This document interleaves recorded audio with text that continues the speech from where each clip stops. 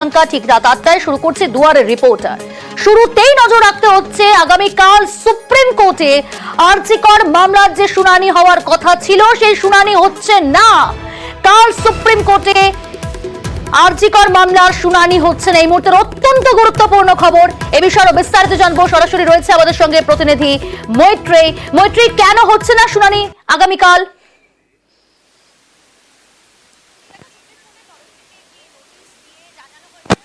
দেখো, সুপ্রিম কোর্টের তরফ থেকে একটি নোটিশ দিয়ে জানানো হয়েছে যে এই মামলা রয়েছে সেই মামলার জন্য সুপ্রিম কোর্টের প্রধান বিচারপতি তিনি আগামীকাল তিনি বসবেন না,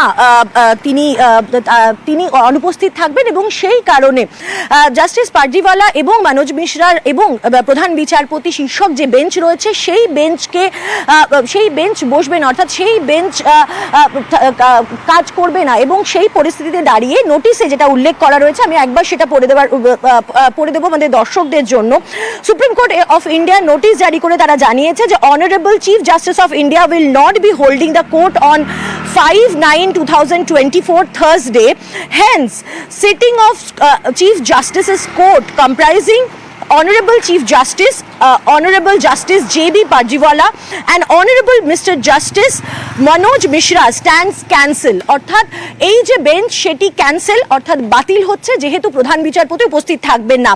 এর পরের অংশই রয়েছে সবথেকে গুরুত্বপূর্ণ বক্তব্য। সেখানে বলা রয়েছে and the matters listed before the bench will not be taken up for hearing. অর্থাৎ যে সমস্ত মামলা এই বেঞ্চের সামনে পেশ হওয়ার কথা ছিল সেই সমস্ত মামলার শুনানি কাল হবে না। অর্থাৎ এই যে আরজিকর মামলা যার শুনানি হওয়ার কথা ছিল, এই নেতৃত্বাধীন বেঞ্চ, সেখানে প্রধান বিচারপতি তার সঙ্গে সঙ্গে বিচারপতি জেবি পারজিওয়ালা এবং বিচারপতি মনোজ মিশ্রা তারা উপস্থিত রয়েছেন। সেই বেঞ্চ বাতিল হয়েছে এবং সেই কারণে আগামীকাল আরজিকর মামলার শুনানি হবে না। পরবর্তী কবে শুনানি হবে সেই দিন আর আগামী কয়েকদিনের মধ্যে কিন্তু সেই দিন ঘোষণা করা হবে। তবে এখানে আরেকটা জিনিস গুরুত্বপূর্ণ সেটা জানিয়ে রাখতে চাই, জমা দেবে আগামীকাল সিবিআই। মৈত্রী, একেবারে আমি সেটাই বলতে যাচ্ছিলাম যে স্টেটাস রিপোর্ট কিন্তু জমা দেবে সিবিআই। এমনটাই কিন্তু আমরা জানতে পারছি যে সুপ্রিম কোর্টের রেজিস্ট্রার জেনারেলের কাছে জমা দেওয়া হবে স্টেটাস রিপোর্ট। অর্থাৎ এতদিন পর্যন্ত সিবিআই যে তদন্ত করছে তারা মামলায় কতদূর অব্দি তারা এগিয়ে এসেছেন, কি তারা পেয়েছেন, সেই সমস্ত জিনিস সেই সমস্ত তথ্য তারা স্টেটাস রিপোর্ট আকারে তারা রেজিস্ট্রারের কাছে জমা দেবেন। এখনো পর্যন্ত সিবিআই সূত্রে আমরা তেমনটাই জানতে পেরেছি। প্রিয়াঙ্কা, বেশ।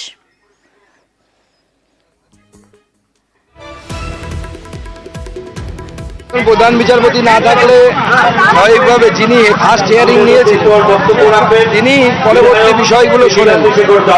স্বাভাবিকভাবে আমরা কিছুটা অনিশ্চয়তার মধ্যে আছি যে আগামীকাল আদৌ সুপ্রিম কোর্টে এই মামলা শোনা যাবে কিনা। যদি শোনা না হয় তাহলে আগামী দিনের জন্য অপেক্ষা করতে হবে, পরবর্তী ডেটের জন্য অপেক্ষা করতে হবে।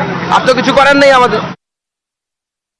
সুপ্রিম কোর্টে মাননীয় প্রধান বিচারপতির বেঞ্চ কাল বসছে না, এটা কোর্টের একটা স্বাভাবিক বিষয়। কখনো কখনো কোনো দিন কোনো বেঞ্চ না বসা বা কোনো কারণে এটা হতে পারে। আমরা চাই এখানে সিবিআই আর দেরি না করে তাদের তদন্তের পার্টটা নিরপেক্ষভাবে তারা শেষ করুক, ন্যায় বিচার দিক, কোর্টেও দ্রুত শুনানি হোক।